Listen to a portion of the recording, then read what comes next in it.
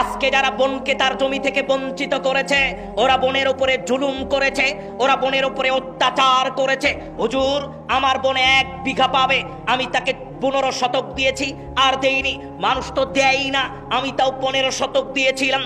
আপনিও বোনের উপরে অন্যায় করেছেন, অবিচার করেছেন, বোনের হকটুকু নষ্ট করেছেন।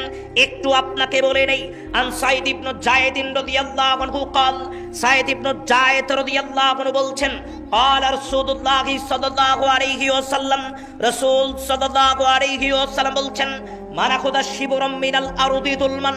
ও আদম সন্তান শোনো, দুনিয়াতে যদি কোনো মানুষের উপরে অন্যায় করে, অত্যাচার করে, জুলুম করে, প্রতারণা করে, কোনো মানুষ যদি দুনিয়াতে 1 বিঘত এই 1 বিঘত জমিও যদি কোনো মানুষের নিকট থেকে অন্যায় করে নেয়, অত্যাচার করে নেয়, বিচারের ময়দানে ফাইন্নাহু ইউতাওয়াকুহু ইয়াওমাল কিয়ামা ইলা আরদি 70, ওই জমিনটাকে আল্লাহ 7 স্তরে বৃদ্ধি করবেন।